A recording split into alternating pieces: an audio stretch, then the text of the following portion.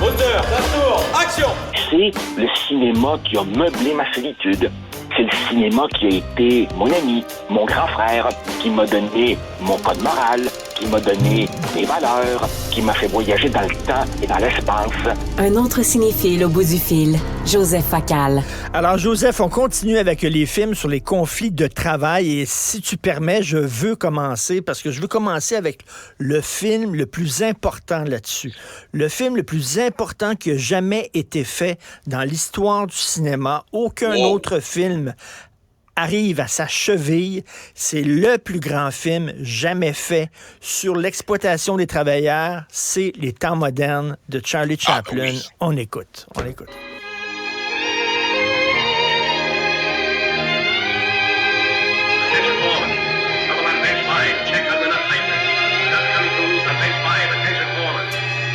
C'est bien sûr Smile, hein, parce que Charlie Chaplin est un très grand compositeur. Écoute, j'ai montré ça à mon fils alors qu'il était enfant, il était tout jeune. Charlie Chaplin, Charlot, qui est avalé par la machine, qui travaille sur une machine.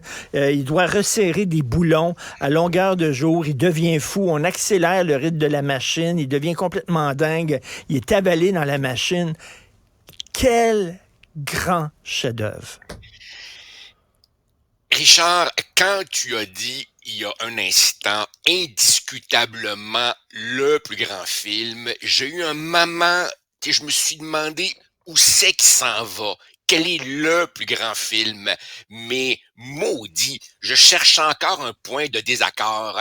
C'est clair que c'est pas juste le plus grand film sur l'exploitation. C'est un des 10 plus grands films de tous les temps, toutes catégories confondues, et la dureté de ce qui est dépeint va de pair avec une touche poétique. Écoute, justement, quand il est avalé dans la machine et qu'il se promène là-dedans, c'est extraordinaire. L'instant d'après, il te fait rire. Rappelle-toi la scène où le travailleur est supposé manger plus vite et là, la machine se dérègle complètement. Moi, j'avais vu ça à l'école. Après ça, au cégep, notre prof de cinéma nous l'a repassé. Et souvent, j'ai eu des blondes. Qui, constatant ma folie pour le cinéma, me disaient « Tu regardes encore ça? » Ben oui, il y a des films qu'on peut revoir 30 fois. C'est pas grave, là. Souviens-toi cette scène formidable. Chaplin se promène dans la rue. Il y a un camion qui se promène, qui transporte du bois. Et évidemment, quand des camions transportent du matériel, il y a tout le temps comme un petit drapeau rouge derrière le camion. Le camion passe, le drapeau rouge tombe par terre. Chaplin le prend et l'agite en disant au camionneur, t'as perdu ton drapeau. Et là, il y a soudainement plein de gens qui arrivent derrière Charlie Chaplin. Il est en avant, il se promène avec un drapeau rouge et là, il se fait arrêter par la police parce qu'on dit que c'est un agitateur communiste quand on sait que Chaplin, justement, avait été justement accusé de communisme. Et tu regardes ça, tu te dis, mais c'est tellement brillant. C'est tellement brillant. Puis effectivement, c'est d'abord la hantise des Américains sur le communisme, mais c'est aussi, quelque part, métaphoriquement, le fait que dans un conflit, il y a aussi toutes sortes de monde entraînés là-dedans qui comprennent pas trop la game. Et puis, franchement, Richard, c'est bien beau faire de la sociologie, mais on peut-tu se dire aussi entre nous que dans ce film-là, Pauline Godard, écoute, les femmes dans les films de Chaplin, où c'est qu'il allait les chercher des beautés incandescente, on va le dire en 2023, 2023, elle est hallucinante de beauté. Mais, écoute, c'est quel film.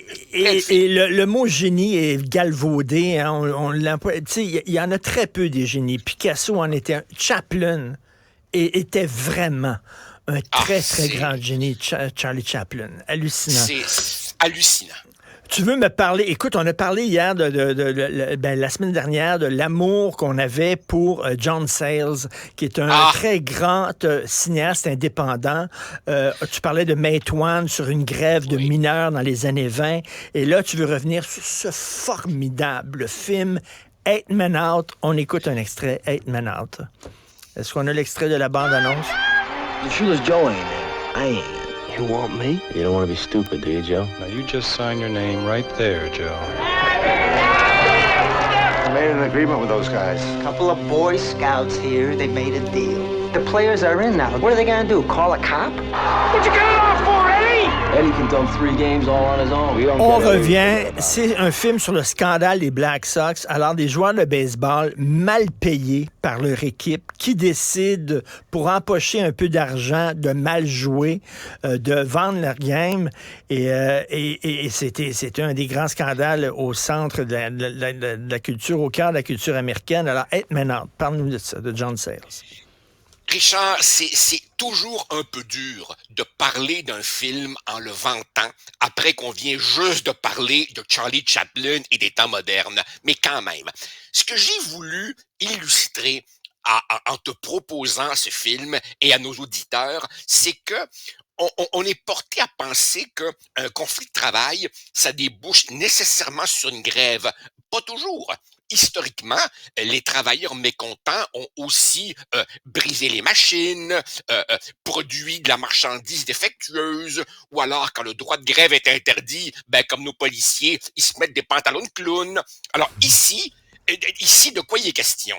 Il est question de travailleurs absolument frustrés parce que leur propriétaire, Charles Comiskey, le propriétaire des White Sox, les paie mal, ne donne pas les bonus qu'il avait promis, alors qu'en fait, n'importe quel historien du baseball te dira que les White Sox de 1919 sont une des plus grandes équipes qui a jamais été avoir foulé le terrain. Alors, qu'est-ce que les gars font finalement?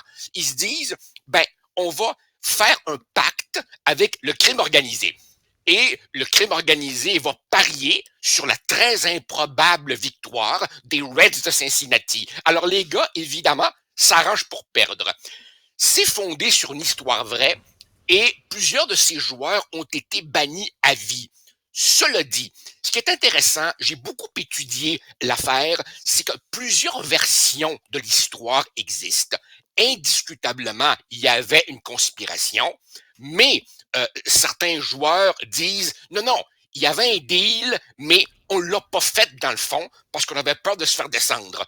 D'autres, parmi les joueurs condamnés, notamment le célébrissime Shoeless Joe Jackson, disaient il y avait un complot.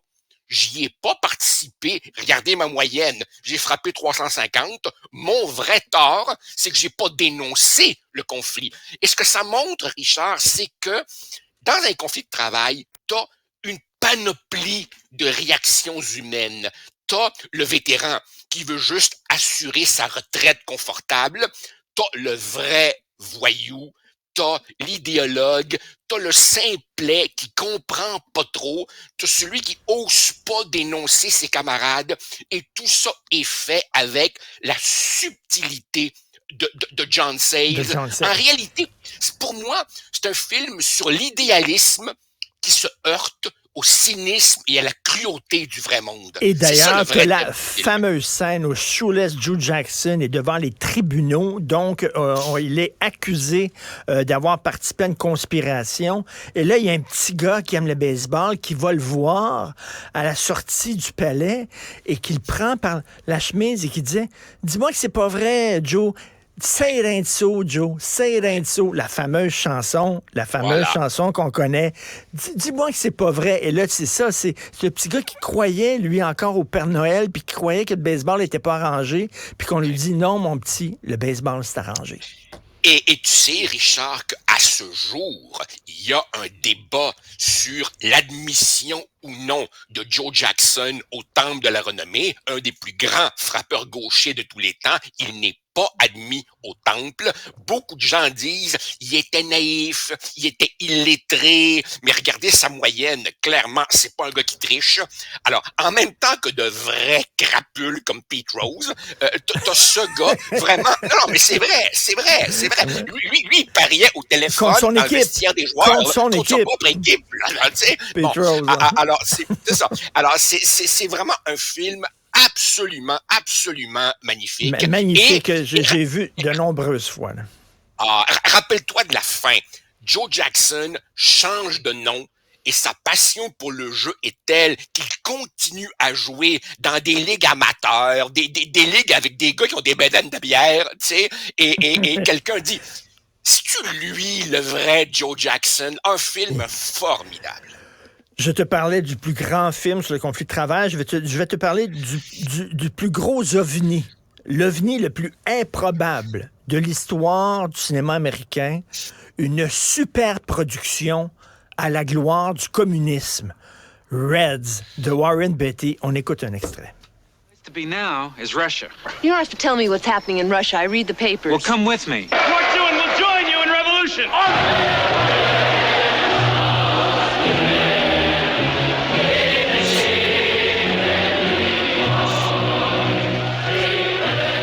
Moi, j'imagine le pitch. Warren Beatty, une des plus grosses vedettes de l'époque, qui arrive devant un producteur, puis qui dit, vous allez dépenser des millions de dollars. On va faire un film qui va rendre hommage à Lénine et à la révolution bolchevique en Russie. Puis on dit, OK, on embarque là-dedans. Et c'est l'histoire de John Reed, qui était le seul journaliste américain qui était présent pendant la révolution de 1917. Et là, tu as Jack Nicholson, tu as Warren Beatty, tu as Diane Keaton, un film extraordinaire sur le communisme à l'époque quand on y croyait.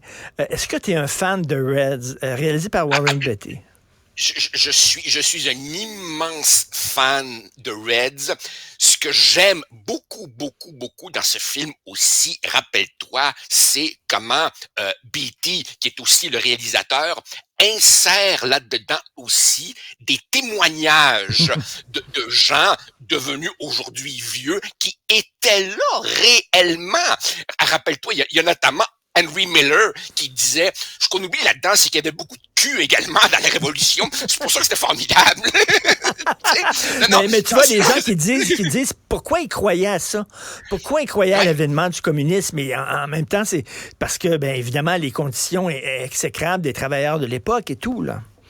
Et en même temps, tu sais, Richard, on a beau être extrêmement critique, et moi le premier, et toi aussi, des États-Unis, de Hollywood et tout, mais comme tu viens de le dire, Hollywood accepte de faire un film à la gloire du communisme. Peux-tu imaginer le Kremlin du temps de l'URSS faisant un film à la gloire du capitalisme? Probablement pas. Et la plus grande interprétation de Jack Nicholson dans le rôle de Eugene O'Neill, le dramaturge, Nicholson qui joue pas avec ses sourcils, qui joue pas gros, qui joue tout à fait là, subtilement, et tu vois à quel point c'est un grand comédien. Je veux absolument qu'on se laisse sur ce film-là, qui peut être étonnant que tu as choisi, mais je comprends pas pourquoi tu l'as choisi. C'est un film adorable. Billy Elliot. On écoute un extrait. What's wrong with Bali? I used to go to Bali. See? Lads do football or boxing or wrestling. Not Bali. Un petit gars d'une famille d'ouvriers qui annonce à son papa qu'il veut faire du ballet. Son père a dit, ben, pourquoi pas du football, n'importe quoi, mais pas du ballet. Alors, son papa est un mineur, son frère est un mineur. On est pendant les très dures grèves sous Margaret Thatcher du milieu des années 80 et le petit garçon veut évidemment faire du ballet. Le papa, lui, veut l'endurcir en lui faisant faire de la boxe. Et pourquoi j'ai voulu parler de ce film-là? Parce que hormis les conflits de travail, tu es, comme moi, Richard, père d'enfants.